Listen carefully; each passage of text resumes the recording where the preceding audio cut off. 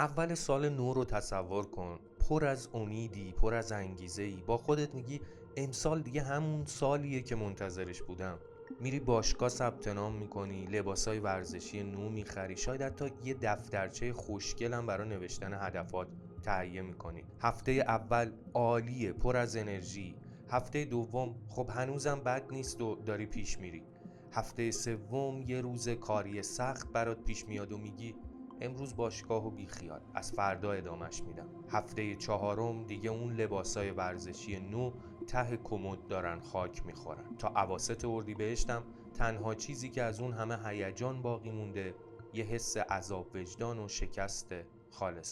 سلام، من محسنم، اینجا پادکست تیک تاکه و امروز میخوام بهت بگم چطور از عادتهای کوچیک نتایج بزرگ بگیری. اگه میخوای تو مسیر رشد همراه داشته باشی، کانال منو سابسکرایب کن و آخر این ویدیو برام بنویس که نظرت در مورد این اپیزود چیه. واقعا چرا این چرخه اینقدر بیرحمانه تکرار میشه؟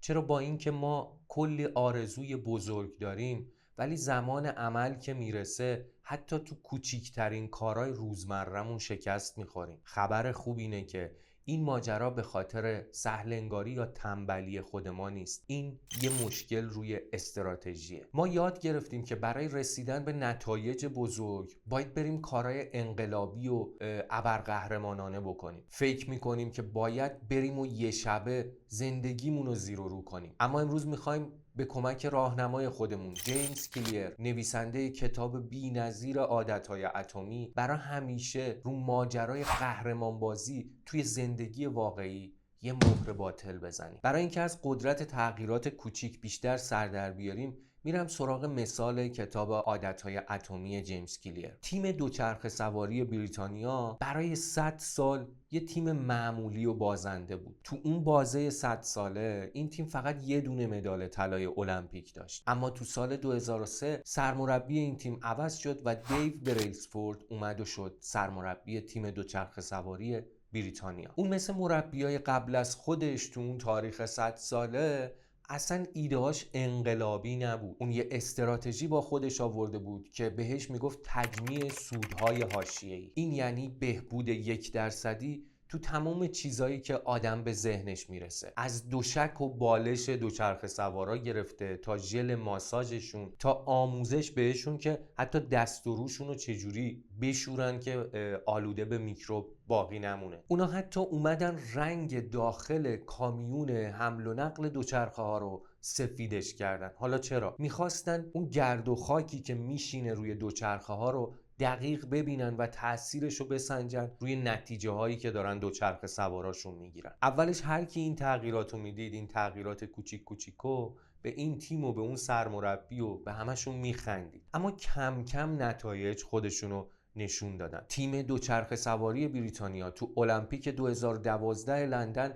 70% مدالای طلای این مسابقات رو درو کرد. جیمز کلیر از قدرت عجیب و شگفت‌انگیز بهبودای 1% حرف میزنه. شاید 1% بهبود و یه ذره بهتر شدن تو یک روز خیلی به چشم نیاد، اما بیایم با چشم ریاضی به این ماجرا نگاه کنیم. معنی بهبود 1% در هر روز اینه که بعد از 365 روز یه سال یه چیزی حدود 37 برابر ما اوضاعمون بهتر شده، ما آدم بهتری شدیم. حالا همین برعکسش هم صدق میکنه. فرض کن اون مسیر 365 روزه رو یه بار رفتی، اگر برعکسش رو طی کنی، حالا تو پایان سال تو به نقطه صفر میرسی. یعنی کاملا شکل منفیش هم صادق و سازگاره. پس مشکل کجاست که وقتی اینا رو هم میدونیم باز یه جای کار متوقف میشیم؟ چی ما رو متوقف میکنه؟ حقیقتش اینه که تو شروع کار این منحنی رشد ما، اون منحنی که باید رو به بالا باشه، یه خط صافه. ما هی داریم تلاش میکنیم ولی اصلا نتیجه ای نمیبینیم. جیمز کلیر به این نقطه میگه دره ناامیدی. میگه اینجا اونجاییه که اکثر ماها متوقف میشیم، دست از اون کار میکشیم. اینه که اون کار تبدیل به عادت برای ما نمیشه، اون کار کلا متوقف میشه. اما اگه همونجا یه خورده دیگه دووم بیاریم، یه ذره دیگه تو اون وضعیت دره ناامیدی دووم بیاریم، کاره رو ولش نکنیم، اون وقت اجازه دادیم که اثر مرکب عمل بکنه و ما یه رشد احتمالاً انفجاری و نمایی رو میبینیم. جیمز میگه عادتهای ما مثل بذر بامبو میمونه. بامبو مدلش چجوریه؟ اینجوریه که وقتی بذرش رو میکاری سالهای سال ممکنه زیر زمین مشغول ریشه دووندن باشه و تو چیزی نبینی، اما زمانش که برسه، زمان جوونه زدن که برسه، در عرض چند هفته 10 متر رشد میکنه و میاد بالا. خب حالا که به قدرت اتم‌ها ایمان آوردیم، بریم سراغ ایده اصلی کتاب عادتهای اتمی کلیر. جیمز کلیر میگه هدفاتو فراموش کن، بچسب به سیستمات، تمرکز کن روی سیستمایی که داری میسازی. با یه مثال ورزشی خوب پیش بریم، شاید قضیه بازتر بشه، بهتر بفهمیمش. هر تیم فوتبالی که میاد تو لیگ برتر، یکی از ایده‌هاش، یکی از هدفهای بزرگش قهرمانی قطعا. منتها تو نمیتونی تیم‌ها رو با توجه به هدفاشون از همدیگه جدا بکنی. اینطور نیست که بشه اینا رو با اون هدف از هم جدا کرد. نه، تیم‌ها رو سیستم تمرین روزانه‌شونه که از هم جدا میکنه.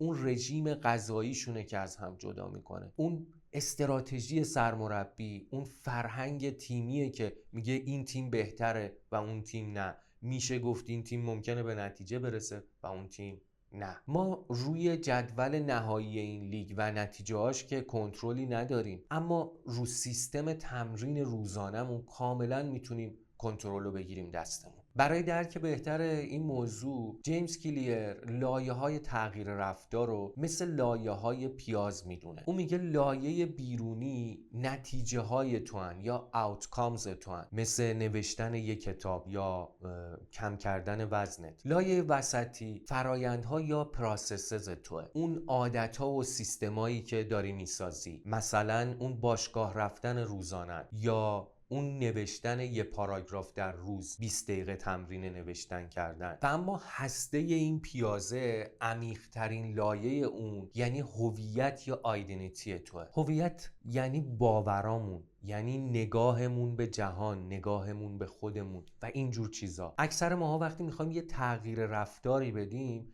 میریم از اون لایه بیرونیه، از اون نتایج و آوتکامزمون شروع میکنیم. اما این روش خیلی استیبل نیست و معمولا شکست میخوره. بهترین روش و پایدارترین راه اینه که ما بریم از مرکز، از اون هسته شروع کنیم، از اون هویت شروع کنیم، یه هویتی رو برای خودمون تعریف کنیم و بعد بیایم کم کم روی فرایندامون، سیستمامون کار کنیم و برسیم به اون نتایج دلخواهمون. این شیوه است که به نظر جیمز کلیر خیلی پایدار و نتیجه بخشه. حالا بیاین تفاوت این دوتا نگاه رو با هم دیگه با یه مثال پیش ببریم. فرض کنید 2 نفر با هم تصمیم گرفتن سیگار رو ترک کنن. احمد که نتیجه گراست، همیشه میره از اون لایه بیرونیه شروع میکنه. وقتی سیگار رو بهش تعارف میکنن میگه نه ممنون، من دارم سعی میکنم سیگار رو ترک کنم. این حرف احمد یه پیام پنهان پشت خودش داره دیگه. داره میگه که من هنوز یه آدم سیگاریم که با خودش در حال جنگیدنه. اما نفر دوممون آقا رضا که روشش از اون هسته پیاز شروع میشه، از اون نقطه مرکزی و هویتی شروع میشه، وقتی سیگار رو بهش تعارف میکنن در جواب یه چیز میگه نه، من سیگاری نیستم. این خودش یه بیانیه یا یه مانیفست هویتیه.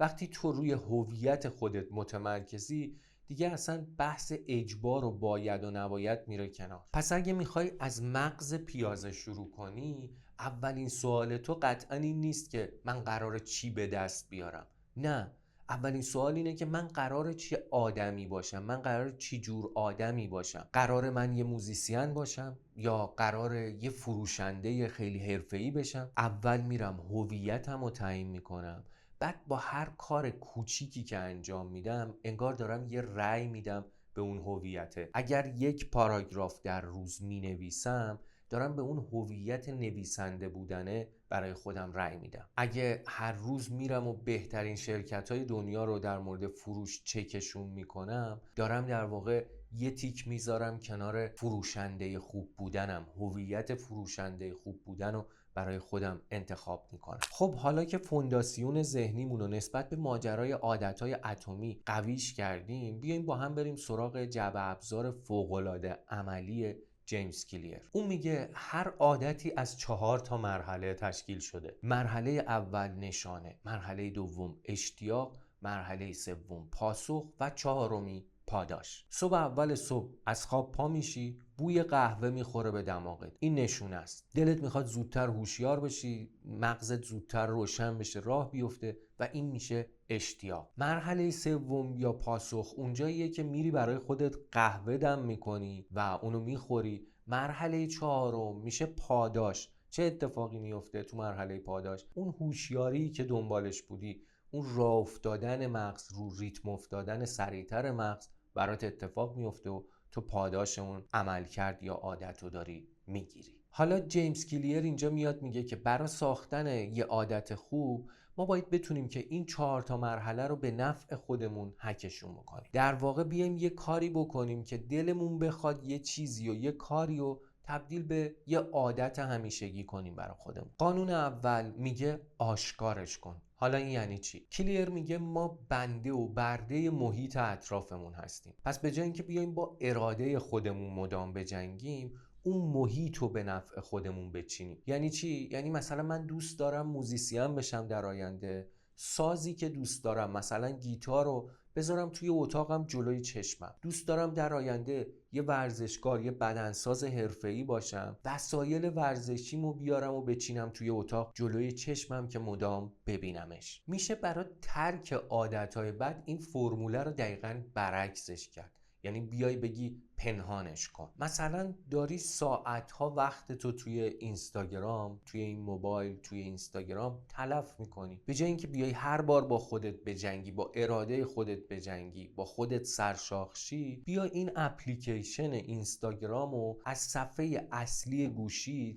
از اون صفحه اصلیه ورد و ببر تو یکی از صفحات فرعیت، یا حتی بهتر از اون اپلیکیشن رو از رو گوشیت پاک کن. اگر خواستی بهش دسترسی داشته باشی فقط از طریق لپتاپ اون دسترسی رو داشته باش. اینطوری تو داری یه استکاکی ایجاد میکنی برای دسترسی به این اپلیکیشن که مغز به خودی خود بیخیالش میشه. وقتی اون استکاکه رو میبینه، وقتی اون فاصله پیش میاد، مغز دیگه حوصله نمیکنه مدام بره سراغش. ببین خود اراده که یه منبع نامتناهی نیست که تو خرجش میکنی تموم میشه میره پی کارش، ولی طراحی هوشمندانه محیطت یه استراتژی همیشگیه.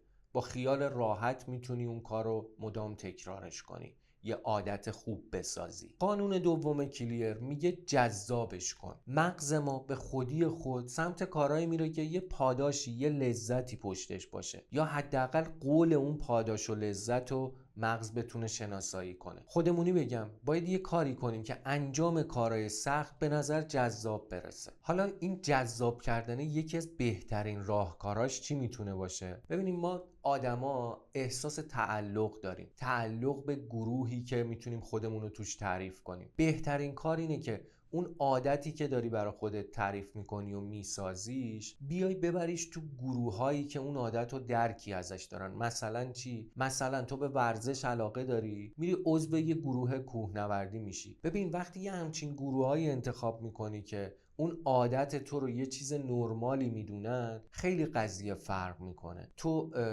راحت متقاعد میشی که انگار عادت خوبی رو داری میسازی. این یعنی چی؟ فرض کن ساعت 6 صبح اون گروه ورزشی که رفتی عضو شدی هر روز داره تمرین میکنه. یعنی دقیقاً همون کاریو که تو از پیش تو هویت خودت داری میبینیش، اونا دارن انجامش میدن. خیلی وقت هم هست که دارن انگار انجامش میدن و تو دیگه انجام دادن این کار سخته برات چیز عجیب غریبی نیست، خیلی دیگه پیچیده به نظرت نمیادش. جیمز کلیر میگه ما به هر حال به شدت تحت تاثیر آدمای دور و برمونیم، پس بهتره این آدما رو خیلی هوشمندانه انتخاب کنیم و بچینیم دور خودمون. قانون سوم جیمز کلیر میگه سادش کن. هر چقدر شروع یک کار سخت‌تر باشه، احتمال ادامه دادنش کم و کمتره. ما باید استکاک رو به حداقل برسونیم برای انجام دادن یک کاری و تبدیلش به یه عادت. حالا برای ساده کردن یک کار چه کاری باید انجام بدیم؟ جیمز کلیر اینجا حرفای قشنگی میزنه. اون میگه یه روز ما از چند تا لحظه سرنوشت ساز تشکیل شده. اینا انتخابای کوچیکی هن که مسیر بقیه روز ما رو در واقع تعیین میکنن. مثلا تصمیم برای این که من شام چی بخورم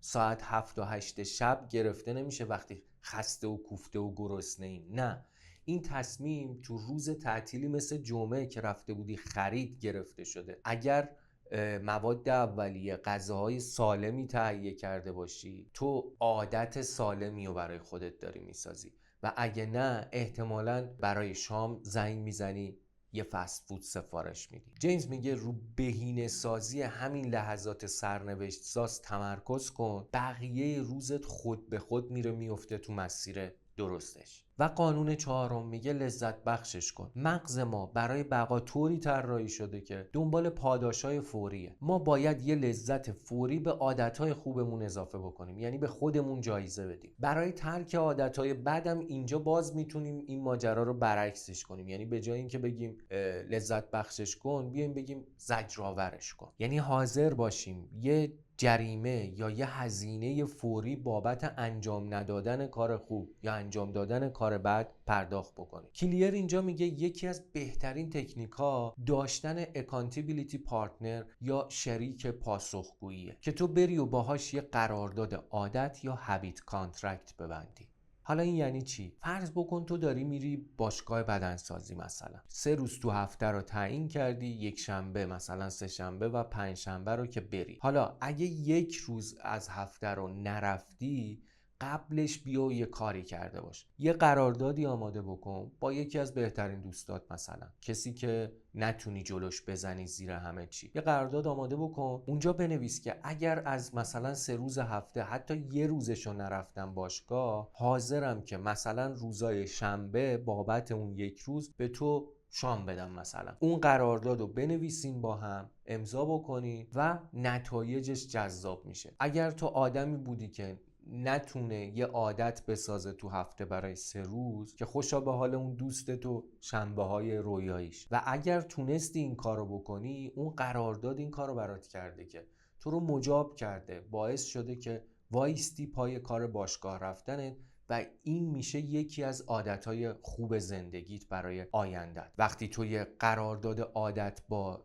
یه شریک پاسخگویی که بهترین رفیقت میتونه باشه نوشتی، اینطوریه که تو دوست نداری هیچ وقت هزینه اضافی بدی، تو دوست نداری شرمندگی برات پیش بیاد، از نظر اجتماعی خودت جایگاهت یه موقع جلوی دوستت سطحش بیاد پایین و نگرانت بکنه. اینه که اون قرارداد کار بزرگی برات میکنه. پیشنهاد خیلی خوبیه از سمت کلیر که میتونی تو هم انجامش بدی. حالا ممکنه بگی که از این 4 تا قانونی که گفتی شماره 2 و 4ش خیلی شبیه همن. دومیه داره میگه جذابش کن، چهارمیه داره میگه لذت بخشش کنی. این دوتا فرقشون با هم دیگه چیه؟ نکته اصلی اینجاست که فرق این دوتا توی زمان اثرگذاری پاداشه. حالا این یعنی چی؟ قانون دوم تمرکزش روی قبل از ساختن عادته و میگه خود اون عادته باید جذاب باشه. یعنی پیش از این که یه چیزی رو تبدیل به عادتش بکنی، باید خود اون عادته رو بندازی تو مسیر جذاب بودن. ولی خب قانون چهارم مال بعد از ساختن یه عادته. میگه عادت رو که ساختی، بعدش به خودت